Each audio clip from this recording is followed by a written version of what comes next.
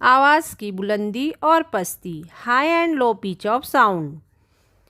देखो बच्चों, 80 या 90 सम लंबी और 5 सम चौड़ी पट्टी लीजिए। इसके दोनों सिरों पर कुछ सम छोड़कर हथौड़ी के जरिए 2 कील ठोकिए। इन दोनों कीलों के दरमियान एक बारीक तार मजबूती से बांधिए। कील के करीब तार के नीचे दोनों जानिब लकड़ी या प्लास्टिक का एक एक मुसल्लसी टुकड़ा रखकर तार को ज़र्ब लगाइए। क्या आपको सुनाई दी?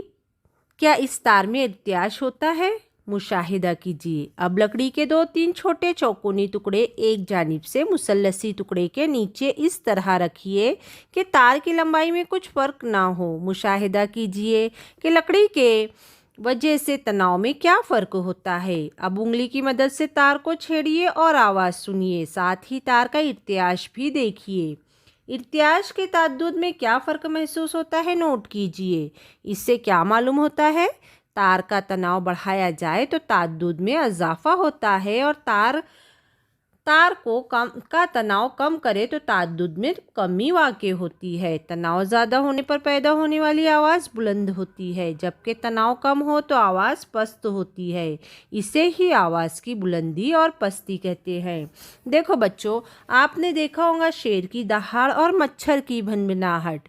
इसमें किस आवाज़ की सतह बुलंद होती है और किसकी पस्त होती है? इसी तरह से सितार में बुलंद पट्टी और पस्त पट्टी की आवाज़ के लिए क्या तरतीब होती है, नोट कीजिए आप। हमारा नेक्स्ट पॉइंट है आवाज़ की शिद्दत या आवाज़ की सतह, जिसे इंग्लिश में कहते हैं intensity of sound, sound level. कम या ज़्यादा आवाज़ के लिए आवाज़ की शिद्दत और आवाज़ की सतह, इन दो इस्तिलाहात का इस्तेमाल किया जाता है। आवाज़ की सतह यानी अपने कान को महसूस होने वाली आवाज़ की शिद्दत। आवाज़ की शिद्दत आवाज़ के इर्त्याशी अर्ज़ के मुरब्बे के तनासुब में होती है। मसलन तूल को दुगना करे तो आवाज़ की शिद्दत में 4 गुना इजाफा हो जाता है। इसी तरह आवाज़ की सतह को डेसिबल इकाई में नापा जाता है। आवाज़ की शिद्दत का इस्तेमाल करके रियाजी के ज़ाब्ते से आवाज़ की सतह की पैमाइश डेसिबल में की जाती है। अलेक्जेंडर ग्राहम बेल नामी साइंसदान के कारनामे की वजह से इसके एजाज़ में आवाज़ की सतह को डेसिबल यानी डीबी का नाम दिया गया है। आवाज़ की शिद्दत 10 गुना बढ़ती है तो आवाज़ की सतह 10 डेसिबल बढ़ जाती है।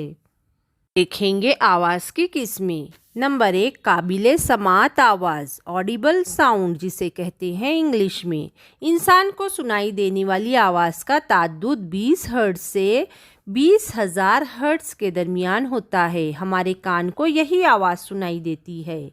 नंबर 2, ज़ेर सूती आवाज़, इंफ्रासोनिक साउंड। क्या आप अपने हाथों की हरकत, दरख्तों से पत्तों के गिरने की आवाज़ सुन सकते हैं? रक्कास को इस तरह हरकत दीजिए कि 1 सेकंड में इसके 3-4 एहतिजाज हों। गौर से सुनिए कि क्या कोई आवाज़ पैदा हुई। 1 सेकंड में 3 से 4 एहतिजाज यानी ये आवाज़ 3-4 हर्ट्ज़ ताद्दुद की होगी। इंसान 20 हर्ट्ज़ से कम ताद्दुद की आवाज़ नहीं सुन सकता। ऊपर दी हुई तमाम मिसालों में एहतिजाज तो अब हुआ है लेकिन आवाज़ सुनाई नहीं दी। इसका मतलब ये है कि ये आवाज़ 20 हर्ट्ज़ से कम ताद्दुद की है। जिस आवाज़ का ताद्दुद 20 हर्ट्ज़ से कम होता है बच्चों, ऐसी आवाज़ को ज़ेर सूती आवाज़ यानी इंफ्रासोनिक साउंड कहते हैं। 20 हर्ट्ज़ से कम ताद्दुद की आवाज़ व्हेल मछली, हाथी, गेंदा वगैरह सुन सकते हैं। इसे हम आम इंसान नहीं सुन सकते। इसी तरह से हमारी तीसरी किस्म है बालासूती आवाज़, यानी इंग्लिश में उसे कहते हैं अल्ट्रासोनिक सुपरसोनिक साउंड। 20,000 हर्ट्ज़ से ज़्यादा ताद्दुद की आवाज़ को बालासूती आवाज़ कहते हैं बच्चों। इस किस्म की आवाज़ों को इंसान नहीं सुन सकता, लेकिन कुछ जानवर मसलन कुत्ता इस आवाज़ को सुन सकता है। इंसानों को सुनाई ना देने वाली ज़ेर सूती आवाज़ के ज़रिए साबित हो चुका है कि 10 किलोमीटर के फासले से हाथी एक दूसरे से राब्ता कायम करते हैं। ऐसा भी समझा जाता है کہ کتے اور دیگر جانوروں کو زلزلہ آنے سے قبل بالا صوتی آواز کی مدد سے احساس ہو جاتا ہے۔ انٹرنیٹ کی مدد سے آپ لوگ اس کے بارے میں مزید معلومات حاصل کر سکتے ہو۔